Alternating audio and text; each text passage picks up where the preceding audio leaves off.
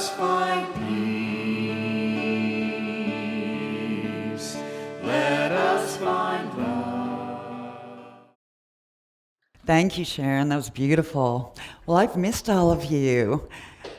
As you know, I've been at Unity of Wimberley, so it's good to see my family. Okay, so this month we're doing the Serenity thing. You're all feeling serene, calm, cool, collected, yeah? All right. Yeah. All right. So our affirmation we are going to start out with, as you know, affirmations kind of help us align to that which we already are. And that's why we start these affirmations. They help us through the day or through the week or through the month or even through the year. And this month, this affirmation, it is so true, isn't it? If we really think about the affirmations that we align with.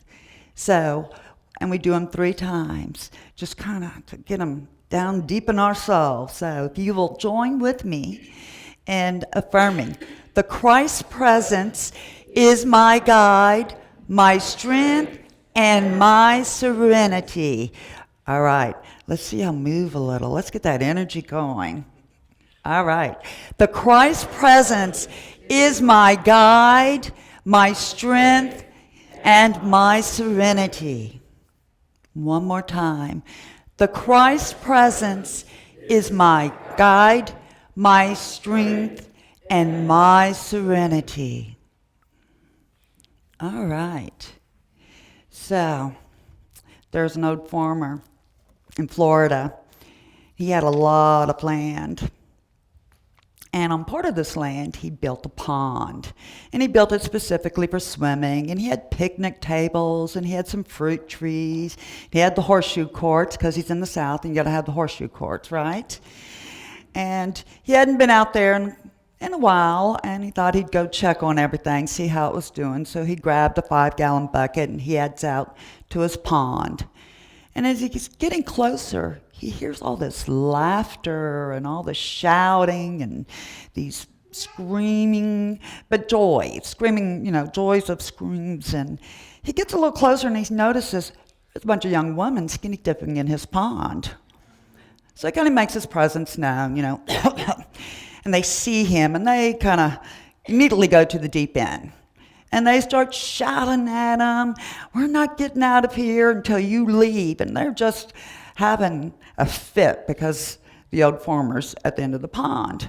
And the farmer looks at him, he goes, I'm not interested in your nakedness. I don't care about that. I don't care if you swim in my pond. He said, "I just came out to feed the alligator."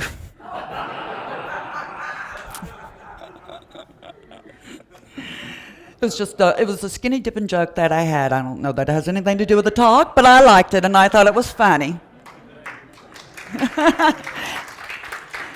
And I know a little bit about alligators and a little bit about skinny dipping. Have you ever been skinny dipping? Mm-hmm. Even if you haven't, it makes you smile. But some of these smiles, I can tell some of you have been skinny dipping. Yeah. Do you remember that first time, for those of you who have? Yeah, kind of sounds so daring, doesn't it? Really adventuresome. Till you get out there. And then it's like, oh man, I didn't really think this through. Skinny dipping requires taking off my clothes in front of a whole bunch of other people, right? And you start having all these thoughts, so you kind of hesitate. And then you start thinking about your body and all the things that are wrong, and you just get so caught up in that. And you look up and you notice everybody's oblivious to these thoughts and to you because they've already taken their clothes off and they're in the water having fun. And that water sure looks good, doesn't it? So before you know it, you shuck your clothes and you jump right in. Now, you might jump in the deep end, the very, very deep end, but you jump in. And in that moment, that water hitting your skin, it's exhilarating, isn't it? You've done something you didn't think you could do. And it's fun, and there's nothing weighing you down. It's kind of freeing, isn't it? And there's a peacefulness in that moment of being free. You know, I find that finding serenity is kind of like skinny dipping, isn't it? At least for me. That if I want to have that full experience of inner peace, I got to shed some of these layers. I've got to shed some of these thoughts about how I view myself in order to go into the pool, to have the courage to do that. Now, here's the thing. When we start becoming willing, I guess, to change our thoughts, it also starts to change how we view the world, doesn't it? And how we view others. And that's not always easy to give up, because some people, you just don't want to see them as a child of God, even though that's what they are. And it's hard. It's hard to give up our thoughts and our feelings about how we feel about certain events and certain people. But those are all being seen through our perceptions of ourselves, those layers that we've put on. Now, we aren't created that way, right? No. These thoughts and emotions aren't with us when we come into this world. Which, by the way, emotions, interesting fact that I found out while doing my talk, writing my talk, emotions, it comes from the root Latin word emovere, which means to disturb. Emotions means disturbance. Disturbance.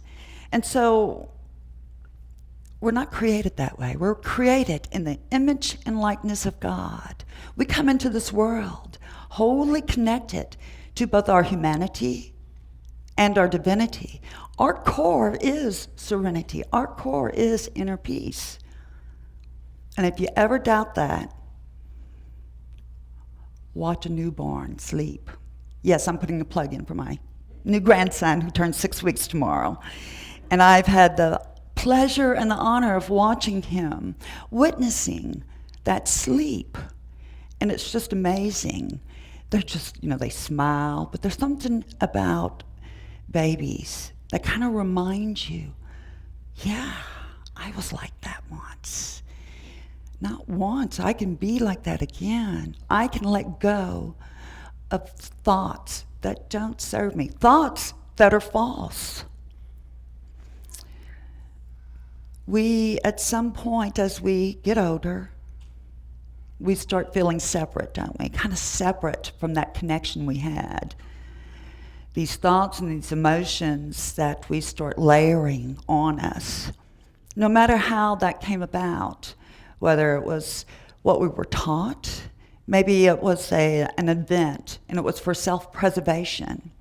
The problem that we have, or the challenge is, we don't take it off.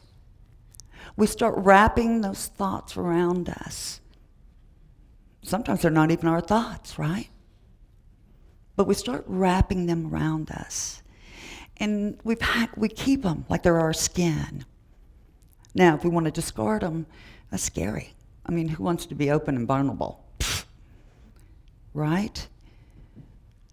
But if you want to get back to who we really are, we're going to have to shed some of those thoughts that we have and the emotions that power them. We want to get back to our true self.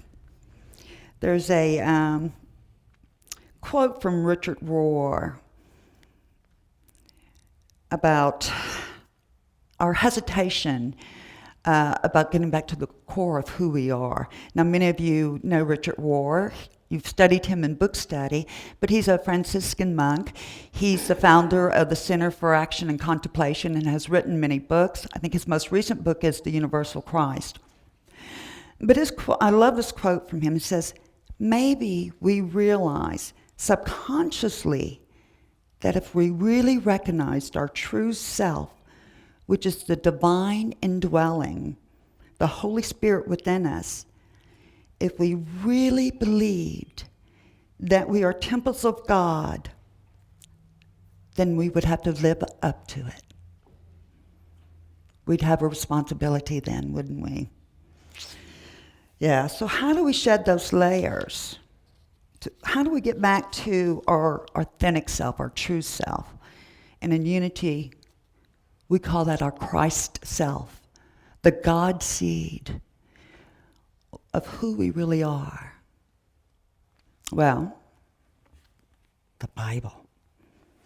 The Bible has lots of stories. In fact, it's all about people wrestling with that true self and that false self. They're both in the Hebrew scriptures and in the New Testament. And the scripture I'm going to quote from today comes from the book of Matthew, and chapter 11. Now, Jesus has been traveling around, preaching in the synagogues and on the hills and in the mountains and such. And both him and his disciples, well, he had more than one, right? Him and his disciples. Well, he goes back to some of these cities that he had done some of his powers of deed. And they're still kind of the same. The people are still the same there. They haven't really changed who they are. And they tell Jesus, it is too hard. They're under Roman occupation. And it's hard. It's a hard life. And he tells them, and I'm quoting from Matthew chapter 11, verses 28 through 29. And he tells them, "Come to me, all you that are weary and burdened, and I will give you rest. Take my yoke upon you and learn from me, for I am gentle and humble in heart, and you will find rest for your soul. My yoke is easy and my burden is light." Rest for your soul. Now, Jesus, in this particular instance, we know, we look at it metaphysically. He's not speaking from his person, from his ego, from his false self. He's speaking about the Christ within. Go within. Leave your burdens. Rest in me. And he uses yoke, which is, most of us know, or picture in our mind. It's that instrument that they put on oxen. They plowed the lands with oxen, and team of oxen to plow the lands. But it was also a term, an Aramaic term, which meant heavy taxation and other burdens. And so Jesus used the language of his people, and they understood when he said yoke, not just the plow, what you attach to the plow, but what it meant to them as people who felt heavily burdened. And when he says, "My yoke is light," the yoke of Christ is light. The yoke of Christ is freeing. Go within. But in order to do that, basically he's saying, these things can change, but you got to be willing to get out of this mental rut you're in. You've got to be willing to let go of some of the stuff that you've held on to, these layers that are kind of weighing you down. Let it go. Let it go for a moment and rest in me. Practice resting and connecting to that inner peace, that serenity that we find inside. So, authentic spirituality, after all, is first about what? You. About allowing your mind and your heart to change. Isn't it about getting the who right? About who you are right? Yes. So, there are different ways we can go about doing this, about shedding those layers and connecting to our Christ self. Did you know you can go skinny dipping here at Unity of Austin? Oh, yes, you can. This whole movement was started by a woman, Myrtle Fillmore, our co-founder, who had these beliefs about her, yet went to this lecture and heard this message that kind of cut through those layers and touched her. But she didn't just listen to it. She did her own kind of skinny dipping, right? She went through a very disciplined process that we call prayer and meditation, and denials and affirmation. And for those of you who are not familiar with Unity's denials and affirmations, denials is not pretending something's not happening or something doesn't exist. What it is denying the power that a thought or an event may have over you, because there's only one presence and one power in our lives, God, or whatever name that you may call that greater presence within us.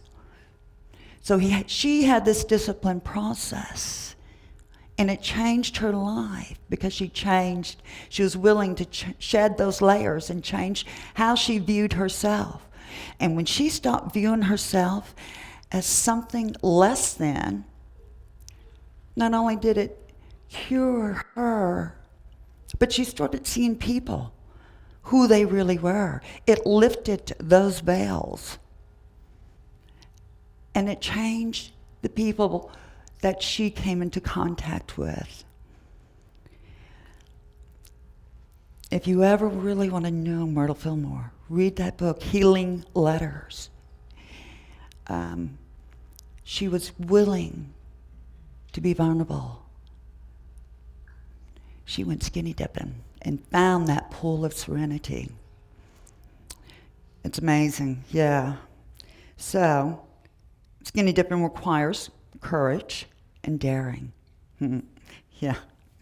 But it requires, more than anything, a willingness to let go of some old beliefs, some old thoughts, some old emotions. Remember, emotions disturb. Yeah. So here's another quote. If I don't lose my box here, so I'm going to hold it. Here's another quote from Richard Rohr. There's a part of you that has always said yes to God, and that is the anointed one, the Christ, the true self that you already are. Within prayer, you quite simply receive and return God's gaze of love. God is recognizing God's self in you, and you are recognizing yourself in God. Once that the two-way mirror begins to reflect in both directions, it will gradually move you toward a universal seeing. Once accepted in yourself, the divine image is then seen everywhere else too. So back to that skinny dipping at Unity of Austin. So, in your bulletins, it tells you all sorts of skinny dipping activities, right? We've got Sunday morning spiritual growth class. We have Sunday morning message here. We have Monday evenings, healing center. We have Tuesday book groups. These are all places where it's safe to go skinny dipping. And they're all places where you were supported so that you can safely and confidently and daringly step into that pool of serenity. Lots of skinny dipping opportunities here. But what do we need to do? Stop thinking about it so much, right? Be daring, just do it. Just shut those clothes, shut those thoughts, and try it. And see how your life changes. Because we really could use your true, authentic self in this world today. So let's be happy. Let's all go skinny dipping here. All right? Thank you. Namaste.